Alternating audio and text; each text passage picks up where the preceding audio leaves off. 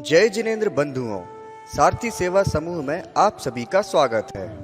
मुनि श्री 108 कुंतु सागर जी मुनिराज व एलक श्री 105 सिद्धांत सागर जी का 2020 का चातुर्मास नेहानगर निवासियों को प्राप्त हुआ है। धर्म लाभ हेतु आचार्य गुरुवर 108 विद्यासागर जी मुनिराज द्वारा रचित महाकाव्य मूकमाटी की कक्षा मुनि श्री 108 कुंतु सागर जी मुनिराज द्वारा ली जा रही है। हम आप तक यह कक्षा पहुंचा रहे हैं, जिसे रोज आप सारथी सेवा समूह के फेसबुक पेज या यूट्यूब चैनल पर प्रातः 9 बजे देख सकते हैं।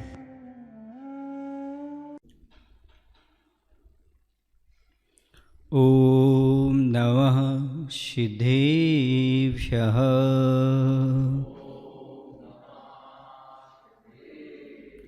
ओम नमः सिद्धेभ्यः। जय श्री ओम नमः सिद्धेभ्यः।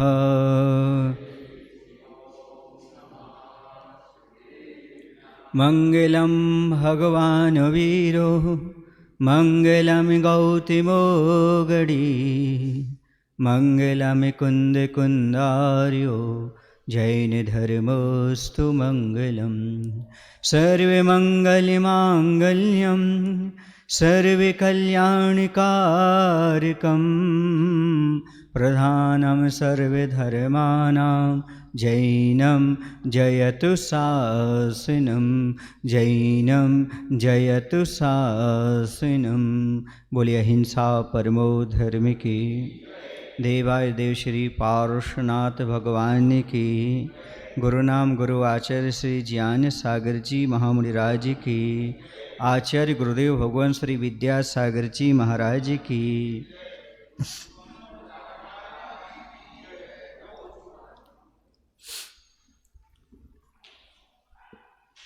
यहाँ पर घड़े में संख्याएं लिखी जा रही हैं। 36, 63 और उसके आगे और भी 363। 36 का आंकड़ा विघटन को सूचित करता है, लड़ाई झगड़े की बात करता है, एक दूसरे का मुख नहीं देखने पड़ता। जबकि 63 का आंकड़ा सामंजस्य की बात करता है, एकता की बात करता है, समाज में एकता लाने की बात करता है।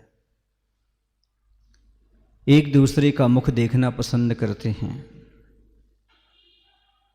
दूसरी बात ये थी कि मत 363 हैं, तो कई मतांतरों की दलदल की बात करता है। तो यहाँ पर यही बात कही जा रही है कि हमें समझना है वर्तमान में कि हमें कौन सी पद्धति को जीवन में अपनाना है। समाज में एकता लाने के लिए हमें एक दूसरे का मुख देखना होगा, एक दूसरे से बातचीत करना होगी, एक दूसरे का सहयोग देना होगा। हमने एक दिन कहा था कि परिवार में सामंजस्य बिठाए रखने के लिए सामूहिक भोजन होना चाहिए और समाज में सामंजस्य बिठाए रखने के लिए सामूहिक पूजन होना चाहिए, भजन होना चाहिए। यह यदि आप करते रहते हैं तो निश्चित रूप से एकता बनी रहती है। मात्र भीड़ का नाम, संख्या का नाम समाज नहीं होता। ऐसे त्रियंचों की बहुत बड़ी संख्या हो जाती है और उसे समाज का नाम नहीं दिया जाता। समाज उससे कहते हैं जो एकता की डोर में बंधी हो। अलग अलग बिखरे हुए मोती को माला नहीं कहते। जब एक धागा में वह मोती आ जाते हैं तब उसे माला कहते हैं।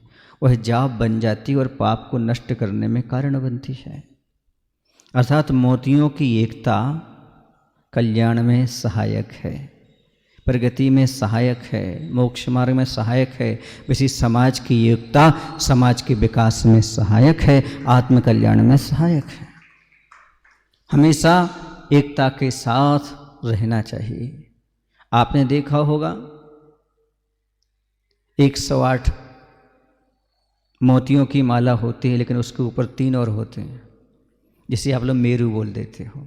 वो कौन है? समाज के ऊपर रहने वाले देव, शास्त्र और गुरु हैं। इससे भी ऊंचा स्थान देव, शास्त्र, गुरु का होना चाहिए। और जब हम देव, शास्त्र, गुरु के साथ रह कर के 108 एक साथ रहते हैं तो माला बन जाते हैं, जाप बन जाते हैं और पाप को नष्ट करने के लिए तैयार हो जाते हैं। देव, शास्त्र, गुरु के अनुसार ही यदि हम अपने जीवन को ढालते हैं तो समाज का निर्माण हुआ करता है। हमें इस बारे में हमेशा ध्यान रखना है कि अपने जीवन में हम एकता की ओर बढ़ें, विघटन की ओर ना बढ़े। अब आगे कह रहे हैं, कुंभ पर हुआ वह सिंह और श्वान का चित्रण भी, बिन बोले ही संदेश दे रहा है। दोनों की जीवन चर्या चाल परस्पर विपरीत है। पीछे से कभी किसी पर धावा नहीं बोलता सिंह, गरज के बिना गरजता भी नहीं और बिना गरजे किसी पर बरसता भी नहीं। यानी माया चाल से दूर रहता है सिंह। परंतु श्वान सदा पीठ पीछे से जा काटता है, बिना प्रयोजन जब कभी भोंकता भी है। जीवन सामग्री हेतु दीनता की उपासना कभी नहीं करता सिंह, जबकि स्वामी के पीछे पीछे पूंछ हिलाता श्वान फिरता है एक टुकड़े के लिए। सिंह के गले में पट्टा नहीं बन सकता, किसी कारणवश बंधन को प्राप्त हुआ सिंह पिंजरे में भी बिना पट्टा ही घूमता रहता है। उस समय उसकी पूंछ ऊपर उठी तनी रहती है। अपनी स्वतंत्रता स्वाभिमान पर कभी किसी भांति आंच आने नहीं देता वह। और श्वान स्वतंत्रता का मूल्य नहीं समझता, पराधीनता दीनता वह श्वान को चुभती नहीं कभी। श्वान के गले में जंजीर भी आवरण का रूप धारण करती है। यहाँ पर उस कुंभ में, उस घड़े में 2 चित्र और हैं। दूसरे घड़े में वो चित्र किसके हैं? एक श्वान अर्थात कुत्ते का चित्र है और दूसरा जो है वह शेर का चित्र है। ये दोनों बिना बोले ही संदेश दे रहे हैं। कभी कभी दृश्य काव्य भी अपने आप में काम करता है, श्रव्य से ज़्यादा दृश्य।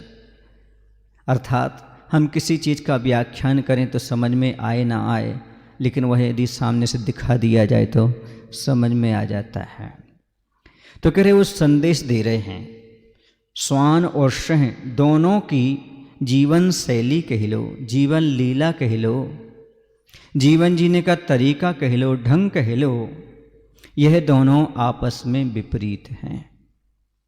दोनों विपरीतता को लेकर के चलते हैं। अर्थात श्वान की वृत्ति अलग होती है और सिंह की वृत्ति अलग होती है।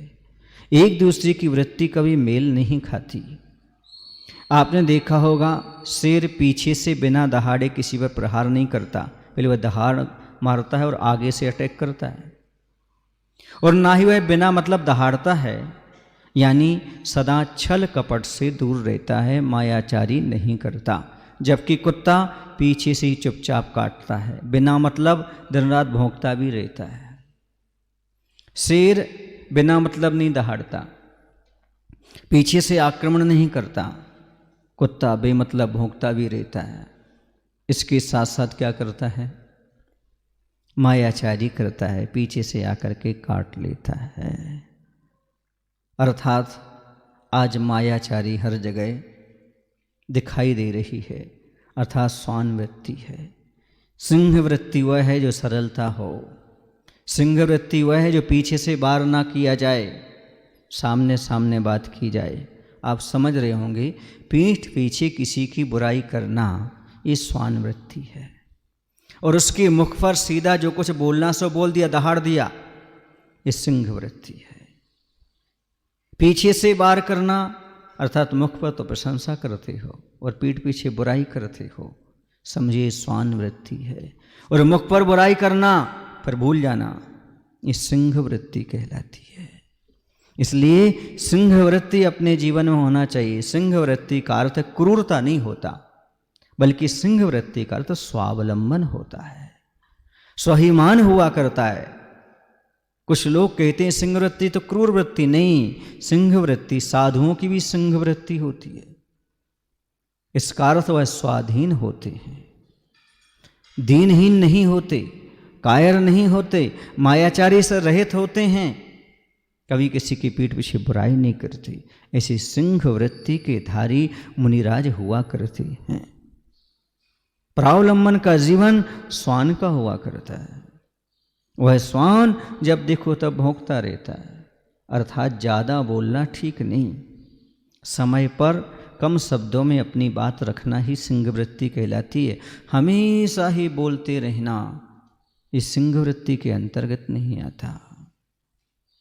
प्रहार करना, किसी से कुछ कहना तो मुख पर कहना। यदि हम किसी की बुराई दिखाना चाहते हैं तो उसके पीछे लॉजिक क्या है, पहले ये पहचाने। आप किसी की बुराई करना चाहते हो तो उसके पीछे क्या है? उसकी बुराई दूर हो जाए कि उसकी दुनिया में अब अयस्कृति फैल जाए, क्या है उद्देश्य? यदि आप चाहते कि उसकी बुराई समाप्त हो जाए तो आप बुराई उसी को बताओगे, दूसरे को नहीं बताओगे। लॉजिक कर रहे हो आप दूसरे की बुराई दूसरे को बताते, इसका अर्थ ये है आप उसकी बुराई को दूर नहीं करना चाहते, उसका अपयश फैलाना चाहते हो। उसकी हर जगह बुराई का सबको पता पड़ जाए, अपयश फैल जाए, इसलिए दूसरे को बताते हो, वरना उसकी बुराई तो उसी को बताना चाहिए ना।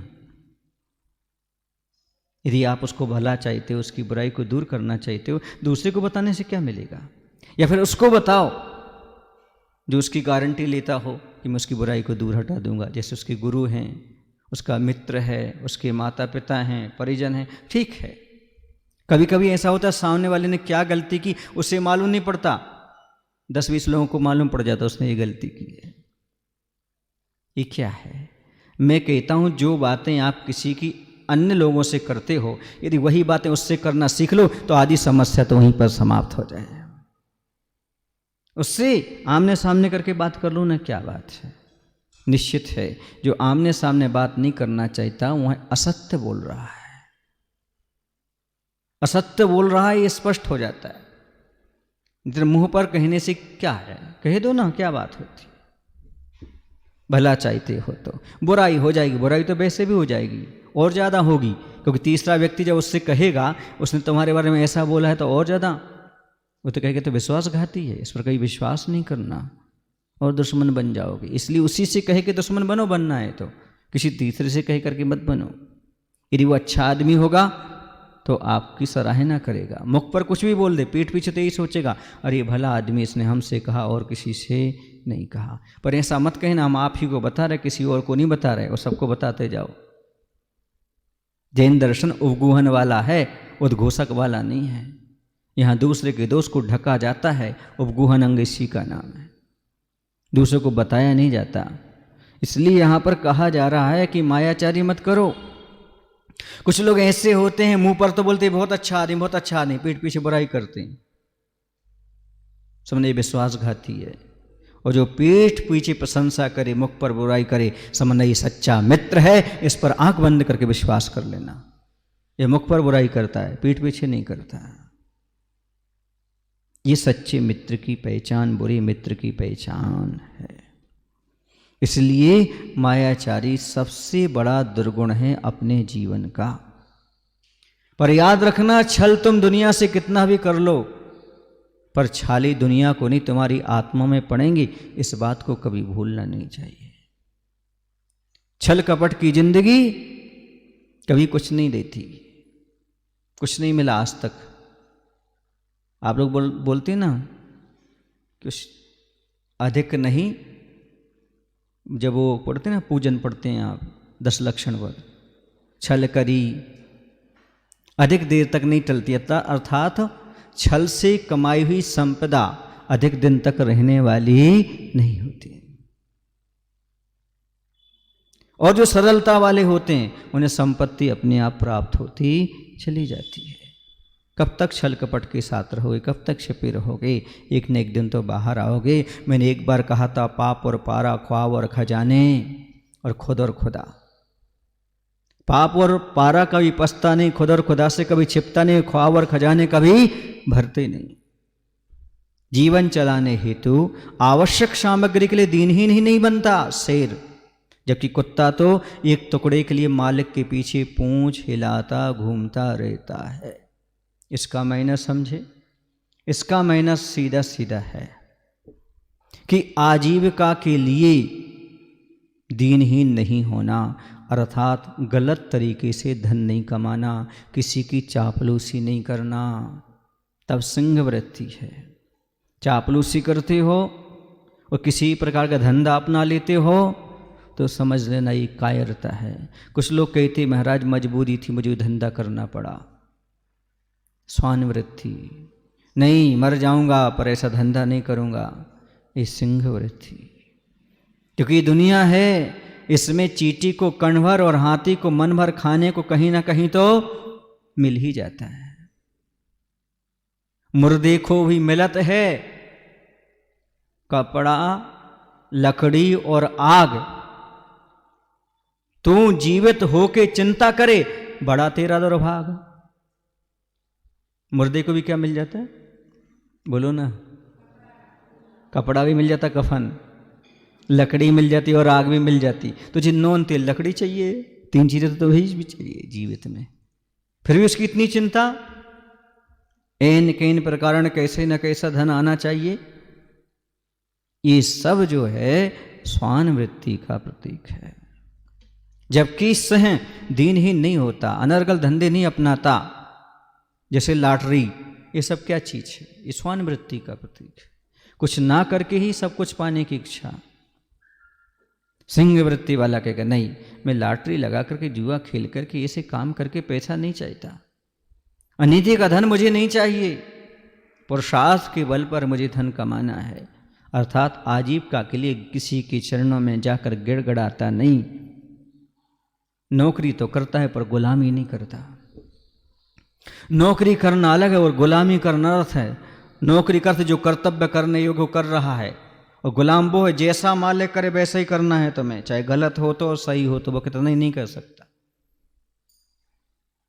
सिंह वृत्ति वाला सिद्धांत तो समझौता नहीं करता, व्यवहार से कर सकता है। सिद्धांत तो सिद्धांत है। जैसे कोई व्यक्ति धर्म का परिवर्तन कराने के लिए तैयार हो जाए, हम तुम्हारे लिए आजीविका का साधन दे रहे, धर्म परिवर्तन करो। जैसे बिहार में बहुत सारा ईसाईकरण हो गया, ये सब आजीविका के कारण ही तो हो रहा है, ये सब पेट पालन के लिए ही तो हो रहा है। तो कह रहे हैं ऐसा वह सिंह वृत्ति वाला कभी नहीं करता। वह आजीविका को अच्छे से बना कर रखता है और स्वाभिमान भी बना करके रखता है। एक बार की बात है, एक किसी सेठ के पास, वैश्य के पास एक व्यक्ति नौकरी करता था। उसने देखा कि यह जो नौकर है खड़ा तिलक लगाता है, और जो सेठ थे वो आड़ा तिलक लगाता था। उसने उससे कहा तुम्हें हमारे यहाँ नौकरी करना है तो आपको तिलक भी आड़ा लगाना पड़ेगा।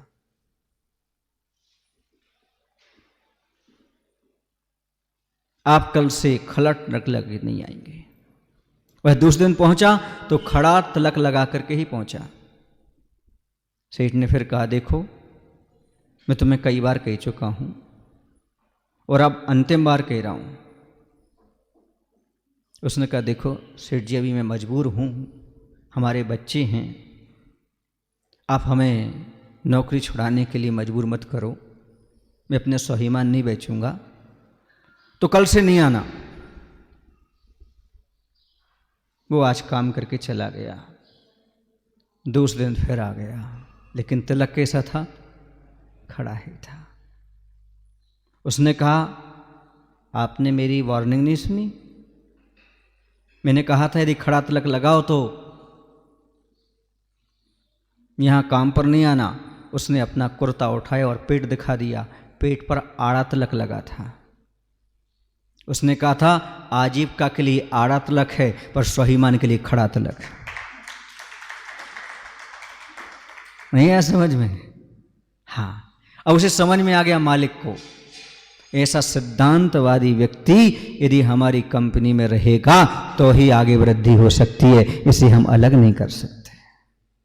सिद्धांत तो सिद्धांत है, सिद्धांत से कोई समझौता नहीं होता, व्यक्तिगत समझौता है। गुलामी नहीं करेंगे, हम पेट के लिए कर रहे हैं। इसी प्रकार से ऐसा धंधा नहीं करना, कीटनाशक वस्तुओं को बेचने लगो, चमड़े की वस्तुओं को या जूते आदि की दुकान खोलने लगो, ऐसे काम नहीं करना। हमें वो काम करना है जो उच्च हों, उच्च धंधे करने के लिए प्रयास करना। सबका अपना अपना धंधा है, सबको अपना अपनी स्वतंत्रता है, सबको अपना अपना करने दीजिएगा। फिर चर्मकार क्या करेंगे बेचारे, और जो व्यक्ति हैं जिनका ही धंधा है वो क्या करेंगे, आप ये करने लगेंगे तो उनकी आजीविका मत छीनो, उनको अपना करने दो। आप वैश्य हो, आप खेती करो, पशुपालन करो, अन्य अच्छे व्यापार करो, आपके करने का अलग है, ये काम आपके करने का नहीं। इसलिए स्वाभिमान बना करके रखता है, पूंछ नहीं हिलाता वहा। और अगली बात कह रहे हैं, सिंह कभी बंधन स्वीकार नहीं करता, उसके गले में कभी पट्टा नहीं पड़ता।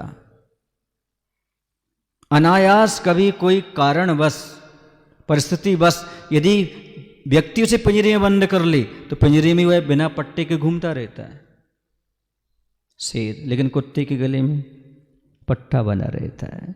वह बंधन को स्वीकार कर लेता है, वह पराधीनता को स्वीकार कर लेता है। कुत्ता स्वतंत्रता के महत्व को नहीं जानता, उसे पराधीनता बुरी ही नहीं लगती। उसके गले में पड़ी लोहे की चेन अथवा कपड़े का पट्टा भी उसे आभूषण जैसा लगता है। वह यही समझता है जैसे मैंने आभूषण धारण कर लिया हो। पराधीन स्वप्नों सुख नाही। जो पराधीन होते हैं वो आत्मगौरव खो देते हैं, आत्मसम्मान खो देते हैं। अरे सम्मान भरी जिंदगी जीना चाहिए, पराधीनता की जिंदगी कोई जिंदगी है क्या? स्वाभिमान होकर के, स्वतंत्र होकर के जीवन जियो। प्रत्येक व्यक्ति की अपनी एक स्वतंत्रता है, एक अपनी सीमा है, अपनी एक मर्यादा है, उसमें रहो। किसी के अधीन रह करके क्या करोगे? इसलिए तो मैं कई बार कहता हूं, गुलामी की जंजीरों से स्वतंत्रता की शान अच्छी है, लाख रुपया की नौकरी से पान की दुकान अच्छी है। स्वतंत्र तो हैं, अपना तो है, मालिक तो हैं हम उसके। कम से कम वह देवदास गुरु की आराधना तो कर रहा है, पान की दुकान पर बैठ करके कमा रहा है और 4 सदस्यों का घर में भरण पोषण भी कर रहा है। यह तो कहीं दूर विदेश में रह रहा है, माता पिता को भूल चुका है, लाख रुपए कमा रहा है, लेकिन 50,000 तो वहीं खर्च कर रहा है। बच क्या रहा उसके यहाँ? जितना पान वाला कमा रहा है घर बैठ करके, उतना ही तो उसके पास पड़ रहा है। बस नाम है कि हम विदेश में हैं, नाम है कि पैसा कमा रहे। कुछ बच्चे तो बाहर जॉब कर रहे हैं, लेकिन उनका खर्चा यहाँ से आधा माता पिता उठा रहे हैं। एक नाम के लिए बच्चा बाहर है, बच्चा पढ़ रहा है, बच्चा जॉब कर रहा है। ये झूठी शान शौकत, स्वाभिमान सब खोता चला जा रहा है। पहले खेती को उत्तम मानते थे, व्यापार को मध्यम मानते थे, नौकरी को जघन्य मानते थे, तीसरे नंबर पर। अब नौकरी को कहाँ कर दिया आपने? नंबर 1 पर। व्यापार को नंबर 2 और खेती को तो नंबर 3, जबकि उत्तम खेती थी। एक बार मल्लप्पा जी, विद्याधर जी, बचपन की बात है, कुछ बात हुई होगी उस समय, तो आचार्य जी ने बताया कि हर आदमी एक न एक समस्या लेकर के आता है, लेकिन मल्लप्पा जी कहा करते थे, दुनिया की सारी समस्याओं का हल है खेत में हल चलाना। यदि खेत में आदमी हल चलाना सीख जाए तो सारी समस्याओं का हल अपने आप हो जाए। अर्थात खेती जो मुख्य साधन था, उसको यदि अपनाता है तो सारी समस्याएं समाप्त। देख लो, आप खेती करने वाले, गांव में रहने वाले आज सुखी हैं कोरोना के काल में। और शहरों में रहने वाले, नौकरी करने वाले, जो प्राइवेट नौकरी करते थे बेचारे, उनकी दशा तो पूरी की पूरी बेकार हो गई, गड़बड़ा गई पूरी स्थिति उनकी, ऐसी स्थिति बन गई। बहुत कठिन है ये काम। इसलिए स्वाभिमान के साथ जीने की बात अपने आप में अलग है। नौकरी में ऐसा होता है, उन्हें 10 बजे छोड़ा 10 बजे छूटना है, दुकान अपनी है, व्यापार अपना है, खेती अपनी, जितने बजे चाहो उतने बजे अपने घर आ सकते हो। मनोज, हाँ, अपने धंधे में मौज है, बाकी तो आप जानते परेशानी रोज है, ये स्थिति है। फिर इसकी बात कहते हैं, और विशेष यह है कि श्वान को यदि पत्थर मारा जाए तो वह पत्थर को पकड़ने दौड़ता है, पत्थर को ही काटना चाहता है, मारक को नहीं। परंतु सिंह मारक यानी सही कारण को पकड़ता है, साधन को नहीं। यह विवेक उसे रहता है। ये मुनिराज हैं, उनके लिए बहुत अच्छा उदाहरण दिया जाता है। श्वान वृत्ति नहीं, सिंह वृत्ति को अपनाओ, अर्थात निमित्त को नहीं, उपादान को दोष दो। निमित्त को नहीं, कर्म को काटने का प्रयास करो। श्वान वृत्ति अर्थात पत्थर किसी ने मारा, लाठी किसी ने मारी, तो वह कुत्ता जो होता है पत्थर की ओर दौड़ता है, पत्थर को काटता है, लाठी को काटता है। लेकिन सही ऐसा होता है, यदि कोई बंदूक चला रहा है, कुछ चीज मार रहा है, उसका तीर, तो वह तीर और बंदूक पर नहीं टूटता, वो किस पर टूटता है? बंदूक या तीर चलाने वाले पर टूटता है। ऐसे ही मुनि महाराज के जीवन में कोई उपसर्ग आदि आते हैं, तो जो निमित्त बन रहा है उपसर्ग में, वो व्यक्ति है, प्रकृति है, क्या है, उसको दोष नहीं देते, अपने स्वयं के कर्मों को दोष देते हैं। ये कर्म के उदय में हो रहा है, इसलिए वह कर्म पर प्रहार करते हैं, कर्ता पर नहीं। किस पर प्रहार करते हैं? कर्म, कर्ता पर नहीं। यदि कोई उन्हें गाली दे रहा है तो गाली देने वाले को बुरा भला नहीं कहते, वो ये कहते हैं पिछले जन्म में हमने भी उसे गाली दी होगी, इसलिए उसका परिपाक फल आज मिल रहा है, बस शांति सहन कर लो, कर्मों पर प्रहार कर दो, अपने आप आगे शांति मिल जाएगी। अधीर व्यक्ति सामने वाले पर टूट पड़ता है, गाली गलौज करने लगता है, उसकी पिटाई करने लगता है, उसे दोष देने लगता है, पुनः कर्म का बंध होता है, संसार की प्रक्रिया बढ़ती चली जाती है, बैर विरोध और बढ़ता चला जाता है। लेकिन सिंह वृत्ति वाले शांत परिणाम से सुन लेते हैं, जो कर्जा है उसे मुझे चुकाना है। यदि आपने पहले कर्जा लिया है तो कोई मांगने आया है, अब गाली देने के रूप में आया हो, चाहे मारने के रूप में आया हो, चाहे अपमान करने के रूप में आया हो, किसी भी रूप में, वो सब कर्ज है तुम्हारा पुराना। यदि कोई व्यक्ति कर्ज लेता है और कर्जदार से कोई मांगने के लिए आता है, तो वह उसे गाली देता है, बुरा भला कहता है कि चुपचाप उसको कर्जा दे देता, भैया लो ये पैसा ले लो, कर्ज चुक गया। बोलो ना, साहूकार तो ऐसा ही है, कर्जा चुका करके खुश होता है, कभी दुखी नहीं होता। ऐसे किसी ने गाली दी, वो खुश होता है, चलो आज हमारी कर्म की निर्जरा हो गई और जो पुराना था वो कर्ज भी चुक गया। हम तो उन्हें खुशी देकर आए थे, वही हमें गम दे गए, हम तो कर्ज से मुक्त हो गए, वे कर्जदार हो गए। हम तो उन्हें खुशी देकर आए थे, वो हमें गम दे गए, अर्थात हमने तो उनका हमेशा सम्मान किया, उनका अच्छे से नाम बढ़ाया, उन्हीं ने हमारा अपमान किया, हमें गाली दी, हम तो कर्ज से मुक्त हो गए, वे कर्जदार हो गए। हम तो कर्म जो हमारा था वो उदय में आया, झड़ गया, अब कर्म का बंध किसको हो गया? सामने वाले को। श्वान वृत्ति का त्याग करके सिंह वृत्ति को अपनाने का प्रयास। मोक्ष मार्ग में निमित्ताधीन दृष्टि नहीं, उपादान की ओर दृष्टि रखो। आज जो तुम्हारे साथ गलत या सही कुछ भी घटित हो रहा है, वो सामने वाला घटित नहीं कर रहा है, तुम्हारे कर्म का उदय है। कर्म को काटो, सामने वाले को मत काटो, उसे बुरा भला मत कहो, चाहे वह पिता हो, चाहे तुम्हारे भाई हो, चाहे तुम्हारे पति हो, चाहे तुम्हारी पत्नी हो, चाहे तुम्हारा पुत्र हो, चाहे पड़ोसी हो, चाहे समाज का सदस्य हो, वो तो निमित्त मात्र है। कर्म का उदय तो आपका चल रहा है। समता परिणाम से कर्म को काटने का प्रयास करो, सामने वाले को बुरा भला मत कहो, उससे कुछ भी सुधार होने वाला नहीं। अपनी जो परिणति है उसे संभालने का प्रयास करो। देखो ना, अपना बेटा ही राजा सेणिक का कुणिक जेल में डाले हुए है। तुम किस खेत की मूली हो? तुम तो मामूली हो।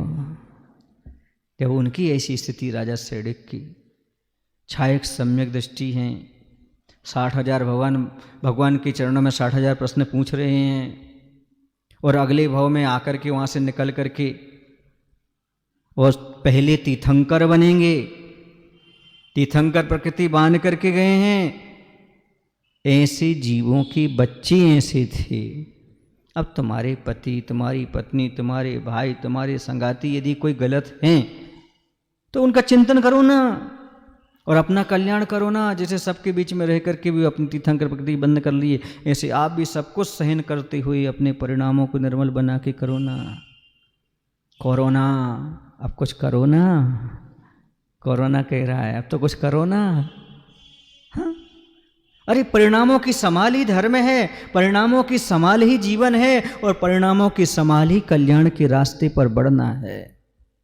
पर्याय को नहीं, परिणामों को संभालो। पर्याय तो अपने आप बदल जाएगी। जिसके परिणाम नहीं संभलते उसकी पर्याय संभलने वाली नहीं है। परिणाम के आधार पर ही पर्याय का निर्माण होता है। भावों के आधार पर ही भव का और भविष्य का निर्माण होता है। भगवान और परमात्मा कुछ नहीं करता। भगवान और परमात्मा तो साक्षी रूप में देखता रहता है। इसलिए अपने किए कर्म अपन को ही मिल रहे हैं बंधो। दूसरे को दोष मत दो। दूसरा बुरा है ऐसा कहने से क्या फायदा। दूसरा ऐसा करता है, कहाँ तक सहन करूं, दूसरे ने ऐसा किया ऐसा किया। अरे अपना भाई ही था मरुभूति का कमठ, 10 भाव तक बैर किया, पीड़ाएं दी, पर कभी प्रतिक्रिया नहीं की। क्या गलत किया था उसने, कितना गलत किया था उसने, जरा सोचो तो। और मरुभूति तो सब सहन करता रहा। सहन करने वाले, हमने कहा था, मजबूत होते हैं, और चोट देने वाले टूट जाते हैं, चोट खाने वाले मजबूत हो जाते हैं। ये तो हमारे कर्म का उदय है। निमित्त कोई भी बन सकता है, भाई बन सकता है, कोई भी बन जाए, इससे कोई मतलब नहीं। इसे निमित्त को दोष नहीं देना। पत्थर क्या कर सकता था यदि मारने वाला ना होता तो? बंदूक क्या कर सकती थी यदि चलाने वाला नहीं होता तो? तीर क्या कर सकता था यदि तीर कमान वाला नहीं होता तो? वैसे ये सामने वाले हमारा क्या बिगाड़ कर सकते यदि हमारे कर्म का उदय ना हो तो? कर्म के उदय में ही कोई अच्छा और बुरा कर सकता है। कृष्ण जी के लिए जेल में रखा गया, 6 बार मारने का प्रयास किया गया, क्या हुआ? कुछ नहीं, बाद में वही मारा गया। कि कर्म सिद्धांत को तो थोड़ा सा ध्यान में रखो, कर्म की स्वतंत्रता को तो ध्यान में रखो।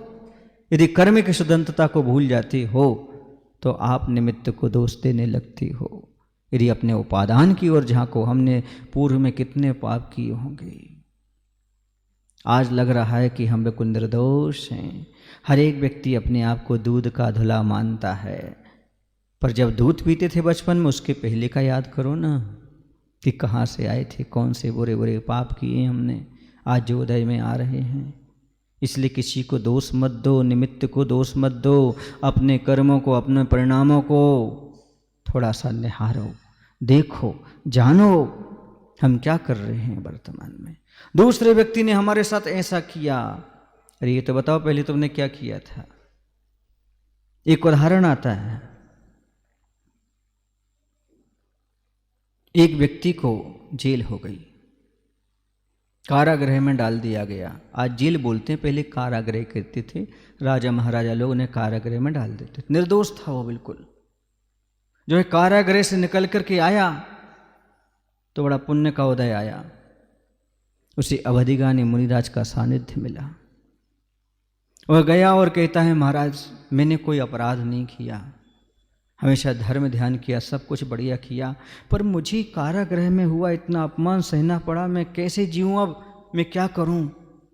तो महाराज कहते हैं, ये पुराना है, अभी का नहीं है। तुम निर्दोष हो, तुम्हें कारागृह में डाला गया। ऐसे ही पूर्व भाव में एक तोता था, वो भी निर्दोष था। तुमने उसे पकड़ा, अपने माता पिता सबसे दूर किया उसको, और तुमने पिंजड़ी में बंद किया। बोलो उसका क्या अपराध था बेचारे का? शौक बसी तो तुमने बंद किया था उसको। कितने वर्ष तक बंद किए रहे पिंजरे में? वह सब उदय में आ रहा है, अब समझ में आ रहा है क्या करे, आदमी को दिखता ही नहीं हमने पूर्व में क्या किया है। अरे वर्तमान का नहीं दिखता हमने कौन सी गलती की है। सामने वाले की प्रत्येक गलतियां दिखती, पर वर्तमान में हमने कौन सी गलती नहीं दिखती है। हमसे नजदीक वाला दूर जा रहा है, कहीं ना कहीं तो कमी रही हमारी। हमारे मन वचन का ऐसे कहीं ना कहीं तो हम निमित्त बने हैं उसके लिए, तभी तो है हमसे इस प्रकार का व्यवहार कर रहा है। वो निमित्त मिलना है, कर्म तो पूर्व से चलता आ रहा है, ये निश्चित है। बारूद तो भरा ही था, तुमने आग और लगा दी, फिर तो विस्फोट हो गई होगा। और दुराग्रह की कीली सबसे ज्यादा है अपनी वाणी का असंयम। हम क्या बोल देते हमें पता नहीं होता, हमें कैसे बोलना चाहिए पता नहीं रहता, उसी का असंयम है। अभी वर्तमान में कल की ही बात है, एक श्राविका हमारे पास आई, बोले महाराज जी हमारे रिश्तेदार बेंगलोर में रहते हैं, उनकी जो पतिदेव हैं वह जो है ना घर छोड़ करके चले गए, आज 45-46 दिन हो गए। हमने कहा क्यों, क्या बात हो गई थी, घर में कोई लड़ाई झगड़ा हो गया था क्या? बोले हाँ, बोले उन्होंने किस चीज़ में पैसा लगा दिया, तो उनके पिताजी ने कहा, 2-4 बार टोका, भैया वो पैसा वापस करो, पैसा लाओ पैसा लाओ, कहाँ लगा दिया तुमने? तो बोले उन्होंने कहा हम कर देंगे, हो जाएगा हो जाएगा। और उन्होंने एक बार गुस्से में कह दी, अब आना तो तुम वो पैसा लेकर के ही आना, बेटे से पिताजी ने कह दिया। अब पिताजी का क्या कर्तव्य नहीं होता, हक नहीं होता कि इतना बोल दें बेटे को, पर नहीं, बात चुप गई। वाणी के तीर बहुत खतरनाक होते हैं, दिखते तो नहीं लेकिन चुपते रहते हैं। हाँ, आदमी सब कुछ भूल जाता है लेकिन बोली हुई वाणी कभी नहीं भूलता, हमेशा याद रखता है।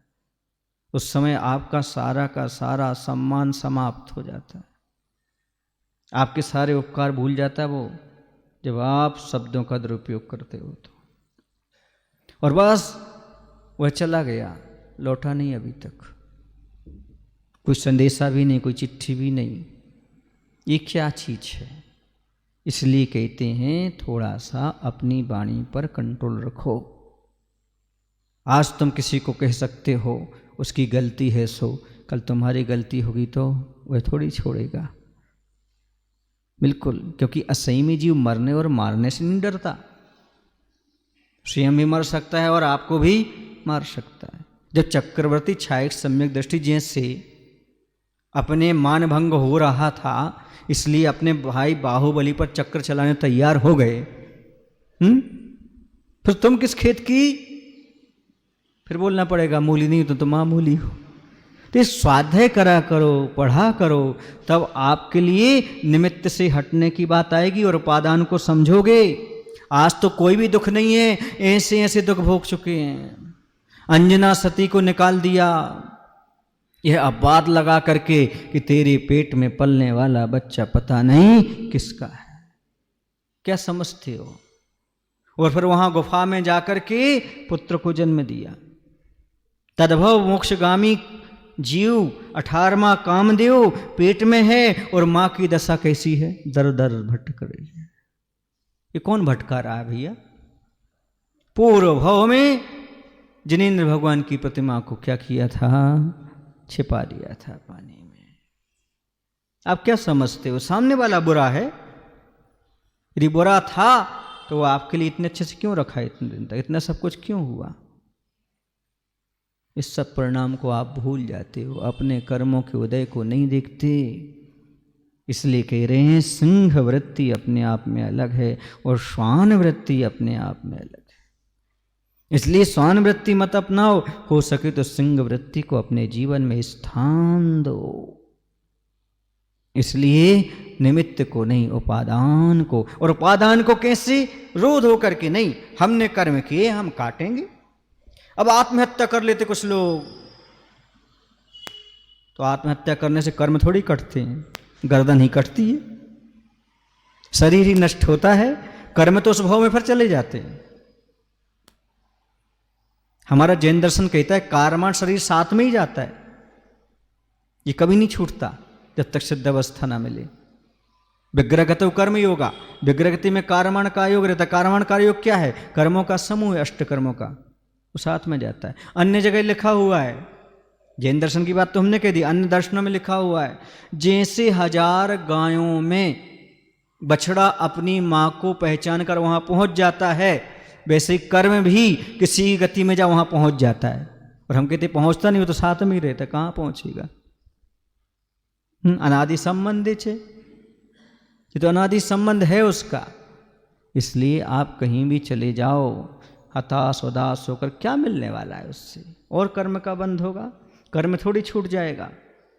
इसलिए आत्महत्या की तो कभी सोचना ही नहीं, अपने जीवन में उदास निराश तो होना ही नहीं। जैसे बने वैसे वर्तमान में अपना सुधार करो, सब कुछ सहन करो, सफल बनो। जो सहता है वो कहता नहीं, जो कहता है वह सहता नहीं। हमें कहना नहीं है, हमें मात्र सहन करना है। दुनिया को दिखाई देगा, कर्म को दिखाई देगा, कर्म कुछ तो छटेगा। ये सब कर्म के कारण हो रहा है। निमित्त कोई भी हो, कर्म को काटने का प्रयास करो। एक दिन हमने कहा था, सामने जो पर्दे पर आपको पिक्चर दिख रही है, पीछे कहीं से फोकस पड़ रहा है, वही कर्म का उदय। ये तो सामने रील दिख रही है, बस फोकस में जो कुछ है वहीं पर सब सेटिंग है। ऐसे हमारे पीछे बैक में देखो जरा, आज अपन देखते हैं जो पापी लोग हैं वो सुखी हैं, तो बैक में भी तो देखो उन्होंने कितना पुण्य कमा रखा है। और तुम पुण्य कर रहे हो, धर्मात्मा हो, लेकिन तुम दुखी हो। बैक तो देखो आपका, बैकिंग में क्या चीज है आपकी, पीछे पाप किया है, उसका उदय आ रहा है। इसलिए जो तत्व ज्ञान को जानता है, जैन सिद्धांत में कर्म सिद्धांत को जो समझ लेता है, उसके जीवन से आदि समस्याएं उसी समय समाप्त हो जाती हैं। शत्रुता अपने आप समाप्त हो जाती है, बैरभाव समाप्त हो जाता है, दूसरे को दोषारोपण की जो बुरी आदत है वो अपने आप समाप्त हो जाती है। और आगे कह रहे हैं, स्वान सभ्यता संस्कृति की इसलिए निंदा होती है कि वह अपनी जाति को देखकर धरती खोदता गुर्राता है, सिंह अपनी जाति में मिलकर जीता है। राजा की वृत्ति ऐसी ही होती है, होनी भी चाहिए। कोई कोई श्वान पागल भी होते हैं, और वे जिन्हें काटते हैं वे भी पागल हो श्वान सम भौंकते हुए नियम से कुछ ही दिनों में मर जाते हैं। परंतु कभी भी यह नहीं सुना कि सिंह पागल हुआ हो। कह रहे हैं, श्वान अपनी सभ्यता को, संस्कृति को इसलिए अपमानित पाता है, क्यों? क्योंकि वह अपनी जात वाले को देखकर गुर्राता है, जमीन खोदता है। अर्थात सबसे बड़ा निंदनीय कार्य यदि कोई है तो अपने साधर्मी पर भौंकना तो नहीं बोलूँगा, साधर्मी को ना देख पाना, साधर्मी की बुराई शुरू कर देना, साधर्मी पर चिल्लाना, ये सब जो है ये सबसे निंदनीय कार्य है। कुत्ता वफादार है, बुरा ना लगे थोड़ा सा और खोल लूँ, दुनिया में सबसे वफादार जीव कौन सा होता है? कुत्ता होता है। इतना तक कि सरकारी मुख्य कार्य जो होते वो कुत्ते निपटाते। अर्थात कहीं कोई चोरी हो या कोई ऐसी चीज़ उसको पकड़ना हो तो किसका इस्तेमाल किया जाता है? कुत्ते का किया जाता है। वफादार है, कृतज्ञ है अपने मालिक के प्रति, 2 रोटी खाता है, जीवन भर पूंछ हिलाता है। ये सब सारे के सारे सद्गुण कुत्ते के क्यों लोप हो जाते हैं? क्योंकि वह जाति भाई पर भौंकता है। इसलिए कभी भी साधर्मी को भौंकना नहीं, बुरा भला नहीं कहना। इसलिए सब कुछ अच्छा है, पर कोई कुत्ते की मौत नहीं मरना चाहता। एक गाली है, तुम किसकी मौत मरोगे? ये क्या हो जाती है? गाली हो जाती है। क्यों? उसकी मौत कोई नहीं मरना चाहता। क्यों नहीं मरना चाहता? क्योंकि उसकी मौत बिगड़ ही जाती है। जो अपने साधर्मी को भोंकता है, समाज में बुराई करता रहता है, समाज की कटाई करता रहता है, समाज के लोगों को काटता रहता है, नियम से उसकी सदगति होती ही नहीं, वह दुर्गति का पात्र होता है। उसका अंत बिगड़ ही जाता है। इसलिए कोई किसकी मौत नहीं मरना चाहता भाई, बस। इस जात भाई पर कभी मत घूरना, कभी मत घुर्राना, सम्यक दर्शन नष्ट हो जाता है, जीवन नष्ट हो जाता है। इसलिए अपने भाई के प्रति सद्भावना, हे भगवान इसको भी सद्बुद्धि प्राप्त हो। यदि सामने वाला चिल्ला रहा है बुरा भरा, कर आप शांत हो जाओ, क्यों, होने दो, अब थोड़ा गर्म है माहौल। लोग हमसे भी कहते हैं महाराज जी गरम लोहा है चोट कर दो गरम लोहा है चोट कर दो। हम उनसे एक ही बात कहते हैं, भैया लोहा कितना भी गर्म हो, हथौड़ा तो ठंडा ही होता है ना, हथौड़ा तो ठंडा ही होता है ना। समझ में नहीं आया?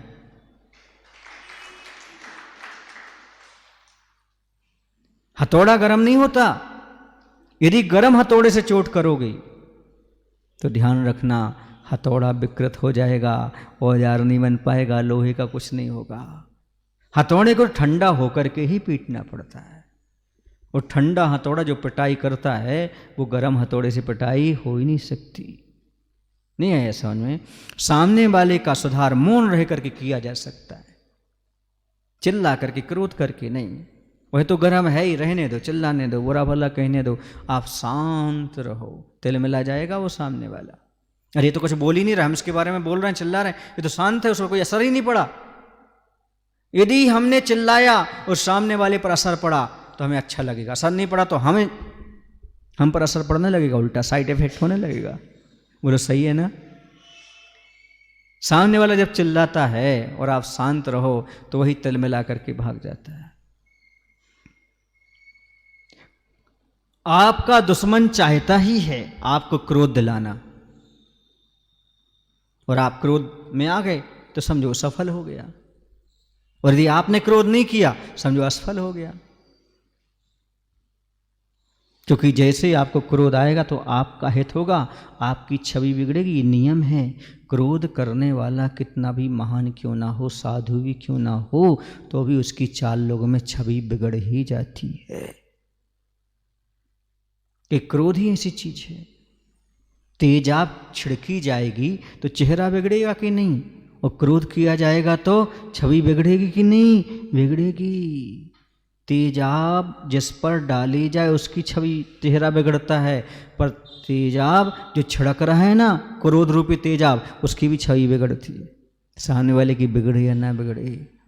इसलिए क्रोध तो किसी भी स्थिति में ठीक है ही नहीं। अपने आप को संभालो, संभलो। क्या गुर्रा रहे हो तुम? क्या गुस्से में आ रहे हो तुम? किस चीज का गुरूर है तुम्हें? 4 लोगों के बीच में किसी को गाली देने में आप शान मानते हैं क्या? किसी का अपमान हो जाए इसमें आप अपनी शान मानते हैं क्या? दूसरे का अपमान हो जाए अच्छा लगता है आपको? जरा सोचो, विचार करो। ये तो स्वान की वृत्ति है। सह अपनी जाति में मिलकर जीता है, हिल मिल करके रहते हैं शेर। कभी आपस में वो ऐसे लड़ते नहीं जैसे कुत्ते जमीन खोदते हैं, लड़ते रहते हैं। वो एक साथ बैठ करके अच्छे से शांति के साथ रहते हैं। और कुत्ता तो पागल हो जाता है, लेकिन शेर कभी पागल नहीं होता। और पागल की तो स्थिति ऐसी हो जाती है जैसे पागल को ख्याल नहीं रहता मैं कहाँ खड़ा हूँ, ऐसे ही उसकी स्थिति हो जाती क्रोधी की, उसे भी पता नहीं रहता मैं कहाँ खड़ा हूँ।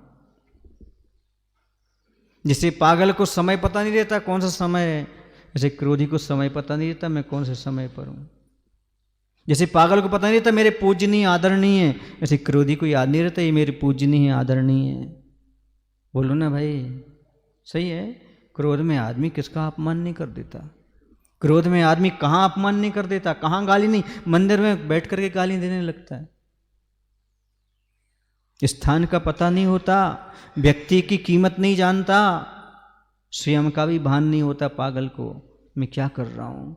ऐसी क्रोध की स्थिति में पागलपन आ जाता है। लोभ के कारण पागलपन आ जाता है तो वह काटने लगता है, और जिसको काटता है उसकी स्थिति भी यही हो जाती है। लेकिन सह कभी पागल सुना आपने? सह पागल हुआ है?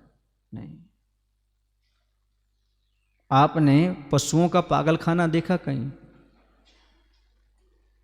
लेकिन हर स्टेट में आप मनुष्यों का पागल खाना तो आपके यहाँ है ना, आपके स्टेट में कहाँ है? ऐसे ऐसे बोले, ऐसे देख के आ गए हूँ क्यों? ये लोग एकदम स्वतंत्र बोल रहे, ऐसे देख करके आ गए हूँ, आपस सब कुछ अनुभव करके आ गए। बहुत कठिन है बंधु। दूसरे को पागल करना कहना तो आसान है, पर अपना पागलपन छोड़ना बहुत कठिन है। आप कहाँ पागल नहीं हो ये तो बताओ, किस चीज में पागल नहीं हो?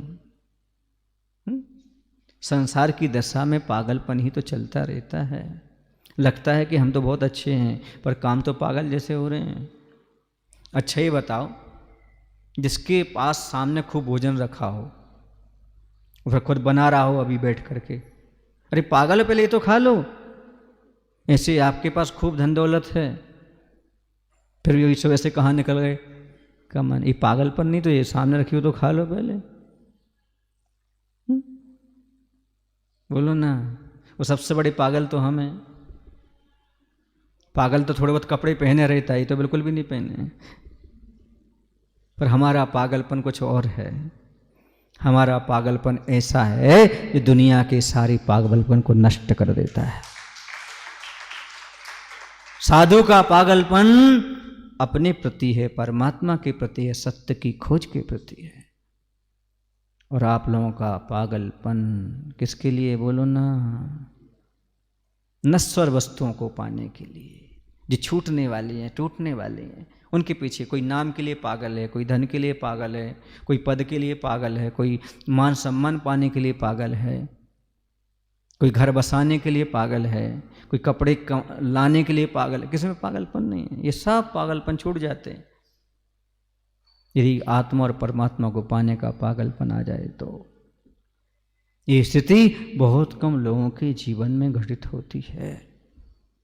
बहुत कम लोग हैं जो इस चीज को स्वीकार कर पाते हैं। इसलिए बंधुओं, इस बात को सुनने का प्रयास करिएगा, समझने का प्रयास करिएगा। श्वान जाति का एक और अति निंद कर्म है कि जब कभी क्षुधा से पीड़ित हो, खाद्य नहीं मिलने से मल पर भी मोह मारता है वह, और जब मल ही नहीं मिलता तो अपनी संतान को ही खा जाता है। किंतु सुनो, भूख मिटाने हेतु सहिष्ठा का सेवन नहीं करता, ना ही अपने सद्यजात शिशु का भक्षण करता है। बुरा न लगे तो थोड़ा सा विषय को खोल दूं। कहते हैं भैया, अब परिस्थिति ऐसी थी हमारी, इसलिए हम शराब पीने लगे, हम इसलिए ऐसा करने लगे। सुन रहे ना, जैसे कुत्ता होता ना, खाने पीने नहीं मिलता तो क्या खाने लगता है? मल। और तुम शराब पीने लगे, अभक्ष्य खाने लगे। क्या अंतर है? एक बार मैं बैठा था तो सामने सुअर दिख गया, घृणा ना आकर के उस पर दया आ गई। मैंने भगवान से कहा, हे भगवान, कैसे इसका कर्म का उदय चल रहा है? निश्चित इसने पूर्व में अभक्ष्य खाया होगा, शराब पी होगी, मांस खाया होगा, निश्चित रूप से गलत कार्य किए होंगे इसने, तभी तो आज अभक्ष्य ढूंढता फिर रहा है। कहीं नाली में है, कहीं पाखाने में, यहाँ वहाँ। हे भगवान, इसके कर्म जल्दी छटें और जल्दी सदगति को प्राप्त करे। इसी प्रकार से जो व्यक्ति अनर्गल तरीके से खाता पीता रहता है तो समझ लेना उसकी स्थिति उस श्वान वृत्ति है। और अपने संतान को खा जाना, सुनो, बुरा ना लगे तो यहाँ कई लोग बैठे होंगे जो कर चुके होंगे ऐसा काम, या उसकी अनुमोदना कर चुके होंगे, जिसे आप गर्भपात कहते हो। नागिन के लिए तो भूख रहती है, श्वान के लिए तो भूख रहती है पेट की, इसलिए अपने बच्चों को खा लेते हैं। तुमने अपने बच्चे को पेट में किसकी वजह से खाया? गर्भपात वही घिनौना कर्म है जैसे कुत्ते पिल्ले को खा लेते, उनको भूख रहती इसलिए खा लेते हैं। तुम्हें कौन सी भूख थी जो पेट में ही मार डाला उसको? क्योंकि तुम्हें बच्चे की भूख थी, बच्ची थी। तुम्हारी वासना की भूख थी, तुमने वासना की पूर्ति तो की, लेकिन उसका फल नहीं चाहा तुमने। काम पुरुषार्थ तो किया पर फल नहीं चाहा तुमने, उससे पेट में ही मरवा डाला। मैंने एक बार चिंतन किया, पंडित जी सिंह मर करके कौन से नरक तक जा सकता है? हाँ हाँ हाँ, कौन कह रहा? कौन कह रहा? पांचवा कौन कह रहा? सही कह रहे हैं। सिंह अधिक से अधिक मर करके कौन से नरक तक जा सकता है? 5वें तक। स्त्री 6वें तक। माँ ममता की मूरत कहाँ जा रही? जरा विचार तो करो, चिंतन तो करो। मुझे तो माथा ठनक गया मेरा तो। जो बच्चे का पालन पोषण करती है, जिसके अंदर जन्म से माताचार रहता है, मातृत्व रहता है, वह कहाँ जा रही? और एक क्रूर परिणामी जो जीवन भर दूसरों को मार करके खाता है, वह कहां तक जा रहा? अब समझ में कुछ आया आपको कि और क्लियर कर दूं? वह तो भूख, पेट की भूख से खाते हैं। तुम कौन सी भूख से खा रहे हो? मांस पकाने वाली महिलाएं, गर्भपात कराने वाली महिलाएं, ये कहां जाएंगी? मुझे लगता है जो परपुरुष से संबंध रखती होंगी और जो गर्भपात करवाती होंगी, शायद वही महिलाएं 6ठे नरक तक जाती होंगी। बाकी तो सवाल ही नहीं उठता। कैसे चले जाएंगी? ऐसे क्रूर परिणाम कैसे आएंगे? ये सब चीजें समझो, जानो। हमें स्वान वृत्ति नहीं अपनाना, हमें सिंह वृत्ति को स्थान देना है। यहां वहां मुंह नहीं मारना, यहां वहां पाप की क्रियाएं नहीं करना। संभल करके चलो। ये घड़े के ऊपर लिखी हुई प्रत्येक शिक्षाएं जीवन में अमल करने योग्य हैं। इसलिए स्वान वृत्ति को छोड़ करके सिंह वृत्ति को अपनाने का प्रयास करिएगा। कभी जीवन में ऐसा घिनौना पाप हो गया हो तो प्रायश्चित लेने का प्रयास करना। बोलिए महावीर भगवान की जय। आचार्य गुरुदेव भगवान श्री विद्यासागर जी महाराज जी की। हे प्रभु, हम सभी को इतनी शक्ति, इतनी बुद्धि देने की कृपा करो ताकि हम अपने जीवन में सिंह वृत्ति, स्वाभिमान का जीवन अपना सकें। नमोस्तु प्रभु। नमोस्तु। भावों की निर्मल सरिता में अब गाहन करने आया हूँ। मेरा सारा दुख दर्द हरो, यह अर्घ भेंटने आया हूँ। हे तपो मूर्ति, हे आराधक, हे योगीश्वर, हे महासंत, है अरुण कामना देख सके, युग युग तक आगामी वसन। ओम रोमाचर विद्यासागर मंदिर नमः। अर्घ्यम निर्वापयामि। श्रीफलादिशोभितं दीपधूपमोहितं पुष्पजलचन्दनं सुमोक्षमङ्गलीकरम्। अहो कुन्तुसागरं भवदुःखतारणम्, आपके चरण नमो सर्वसुखकारणम्। ओम ब्रीम श्री परम पूज्य मुनि श्री 108 कुंतु सागर जी मुनिंद्राय अनर्गवत प्राप्त अर्घ्य में पामिति स्वाहा। जावाणी के जानते सूझे लोकालोक, सो वाणी मस्तक धरो सदा देते हूँ दो। हे जिन वाणी भारती माँ तो है जपो जिन रैन, जो तेरो शरणाग्य है सो पावे सुख चैन।